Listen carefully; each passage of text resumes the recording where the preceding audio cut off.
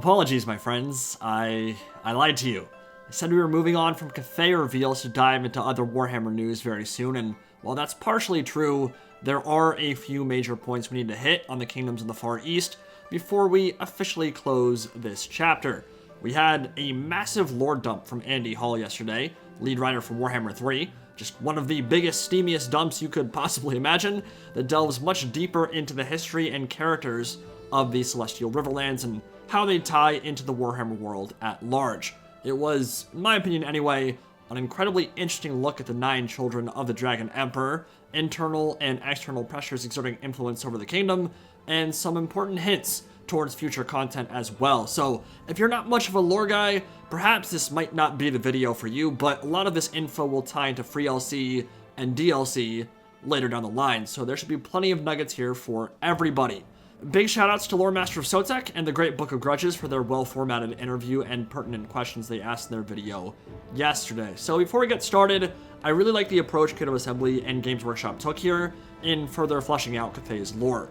It's surrounded by this air of mystery where we're given bits and bobs of information, rumors from unreliable narrators, glimpses at the past, but much of it is lost to history and the ravages of time, as expected from any kingdom that has lasted for 8,000 plus years. It's actually a big reason why I like 40k so much. We have this deep, complex, rich timeline dating back tens of thousands of standard years, and so all the knowledge from ages past kind of flits by on the winds, teasing and hinting and piquing the characters and by extension the reader's curiosity, but never giving us the full entire picture. When you fully realize the universe, any universe, and everything is explained and documented, I think it loses some of its charm because that's not how real life history works. There's still a lot we don't know about early civilization on our world. It would be the same for them in the Warhammer world too. So this door ajar style of writing, dropping nuggets here and there, without the whole picture coalescing and developing, kind of makes it more fun to read, I feel, and it's also easier to write for from the dev's perspective, so I think it's a win-win for everybody. Perhaps it would have made a bit more sense to do this particular lore dump right after the first trailer dropped, but regardless, it's all going to work out in the end, and I think there's a lot of cool stuff here. So let's dive into it. On to Cathay, and what we learned about the Empire of the Dragon, which is a kingdom ruled by the Celestial Dragon Emperor Jen Yang and the Moon Empress Kui Yin, 2 ancient beyond reckoning sky serpents who were present on the Warhammer world before the old ones made landfall. They potentially have the power to rival some of the minor Warhammer deities, certainly not on the level of or even approaching the Chaos Gods, but they actively dislike and distrust the pantheons of other races, refusing to be worshipped as gods, and in fact, they have a special loathing for the Old Ones themselves, who they largely blame for the strife and war that has consumed the Warhammer world since the collapse of the Polar Gates all those years ago. They are largely a benevolent force, having shaped and guided this kingdom since time immemorial, but they are also quite divorced from humanity, and in fact some of their children look upon the people of Cathay with, if not contempt, then at least a sense of ownership in the same way that one might look at a pet or a slave, which isn't true for every dragon, but for those that have a more negative outlook on regular people, they see their charges as a subhuman echo of the failures the old ones wrought, which is the same reason why some of Zhao Ming's siblings think he's mad and tainted by Warpstone. That he would dare drink and mate and bang some Cathayan strange is kind of a problem from their perspective, and also happens to be the same reason why he does that in the first place, because he likes pissing off his brothers and sisters and thinks it's hilarious. All in all, makes a lot of sense that if you are an 8,000-year-old cosmic creature of coldness and aloofness, you might feel you're quite a bit more superior to the rank and file of humanity, regardless of whether or not you have their best intentions in mind. To that point, the Emperor and Empress were confirmed to have some sort of specific goal they've been working towards over the last several thousand years. Something that perhaps might not be in the best interest of the greater population. Would be interesting to hear your thoughts on what that might be. Together, the Emperor and the Empress forged the Great Bastion 2,000 years before the coming of Sigmar Heldenhammer and the unification of his great empire. And the Emperor himself is quite literally soul-bound to the Great Bastion. It is an extension of his own body and power, and if it were to ever be fully destroyed, it would likely result in his death.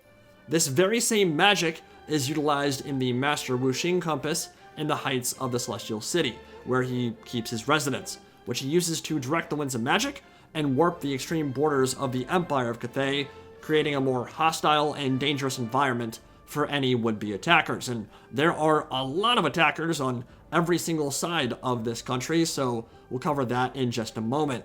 Now, as a quick overview of the dragon family tree, there are 9 direct descendants of the 2 big dick dragons.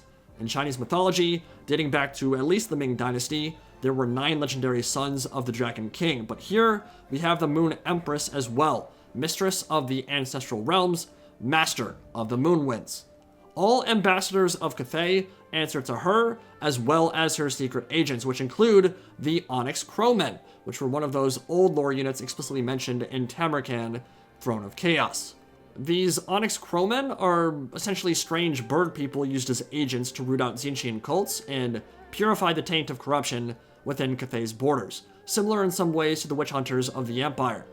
Now, as for their children, remember that all 9 of them can take human form and were born long after the coming of Chaos, but are still thousands and thousands of years old. 5 of them are still active in the current timeline. The other 4 are lost to time, either killed or disappeared like the Primarchs of old. And you'll notice that there are quite a few similarities between this section of lore and its counterpart in the 40k universe with the Emperor, the Golden Throne of Terra, and his lost children. The 5 active dragons in the current timeline are Miao Ying the Storm Dragon, Zhao Ming the Iron Dragon, Li Dao the Fire Dragon, Yin Yin the Sea Dragon, and an unnamed Jade Dragon. Li Dao the Fire Dragon is the commander of the southern provinces, ruler of the Mountains of Heaven, master of the Burning Winds, and lord of the Phoenix. He's predictably a bit of a firebrand and a hothead, known for his particularly militaristic approach to ruling, and kind of has a rough relationship with Miao Ying because he gets pissed that she gets all the credit for defending the Great Bastion when his job is just as hard, if not harder. And his relationship with the southern borders of Cathay is where we get our first big hints about future free LC and DLC content for this faction. So, in the year 1999 of the Imperial calendar, the Dragon Emperor and the Moon Empress disappeared for 400 years. They didn't show up. They straight up left. They didn't tell anyone where they were going. They didn't tell anyone what they were doing. This period became known as the Time of Darkness and Disharmony, when the dragon siblings essentially fell to infighting and civil war threatened to consume the kingdom. It was during that time that the Monkey King invaded from his traditional stomping grounds in the Mountains of Heaven and rampaged through Li Dao's provinces before taking the celestial city of Wei Jin and installing himself as Emperor of Cathay. Now, the Monkey King is not explicitly mentioned as an evildoer, but he is known for the havoc and carnage he can cause on a whim. And obviously, he was a big enough threat that he carved all the way into the heart of this massive empire and made himself boss. But while all the Dragon Kids predictably hated him, they also hated each other during this time. They were locked in a bitter feud, and they may not have united to overthrow the Pretender, if not for the fact that the Monkey King promoted a Clan Eshin advisor named Kashyyyk to his court. For clear reasons, the dragons were pretty unhappy with having Skaven, of all creatures, dictate legislation and policy to them, so they united around the same year their parents came back in the year 2380 and kicked the monkeys all the way back to their mountain homeland. This is big news with implications on Warhammer 3 for a couple reasons. Number 1, Monkey Warriors, Tiger Men, and Nagas of Khuresh were all explicitly mentioned as major elements on the southern border of Cathay.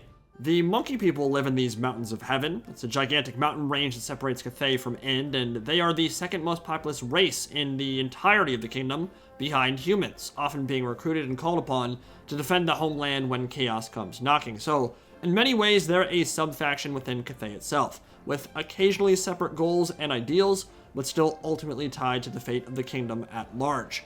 Tiger Men of Ind are confirmed as well. We don't know specifically if they are a chaotic-aligned Beastmen faction, or just their own thing, but they have villages throughout the southern reaches and occasionally lead raids into Li Dao's territory.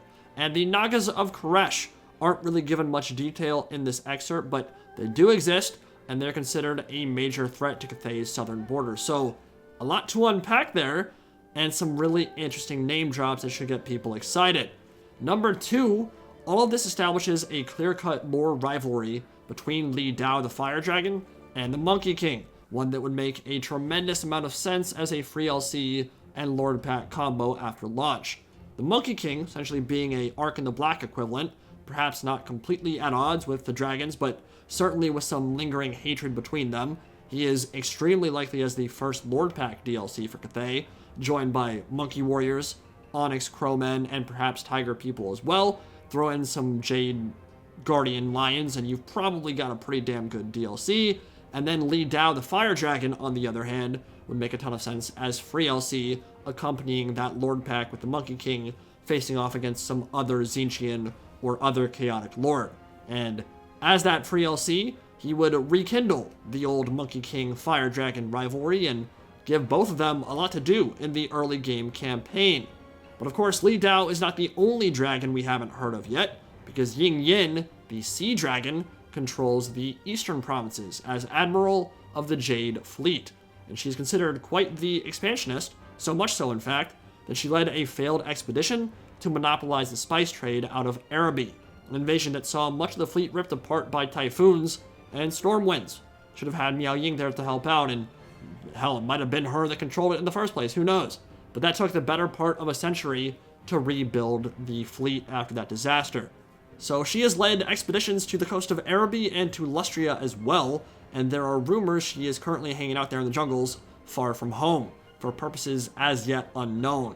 But when she is not on crusade, she rules the city of Fuchao along the eastern coast, an extremely cosmopolitan port that serves as a massive hub for fishing and trade, and is quartered with elf and dwarf merchants as well.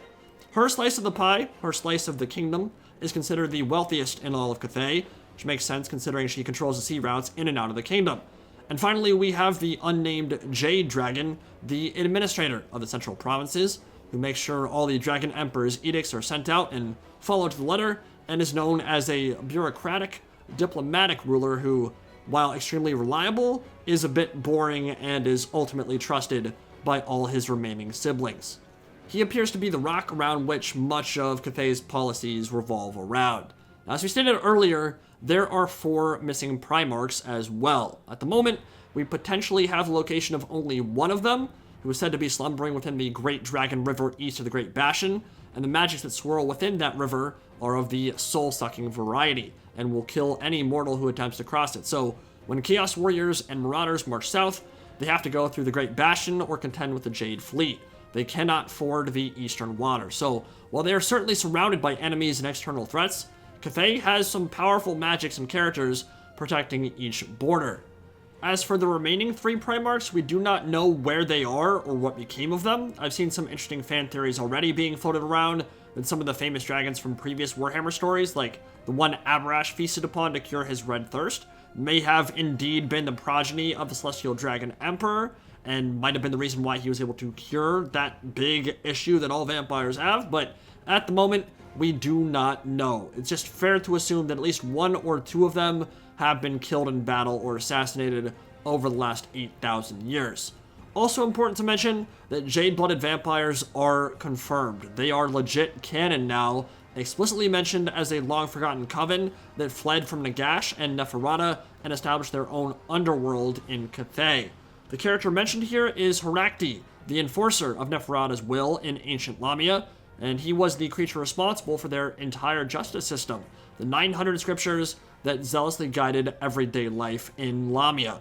He was known for his frail health and the magical tinctures required for his continued survival, and over time, both he and the bloodline he developed were transformed into a pale, translucent-skinned subrace of vampires with cloudy eyes and bright green blood. So in all likelihood, he betrayed Neferata sometime during the fall or right after it, and was forced to flee eastwards to escape her wrath, and his coven of undead is apparently quite Tzeentchian in its complexity and backstabbery, which is taking some cues from Neferata's ilk.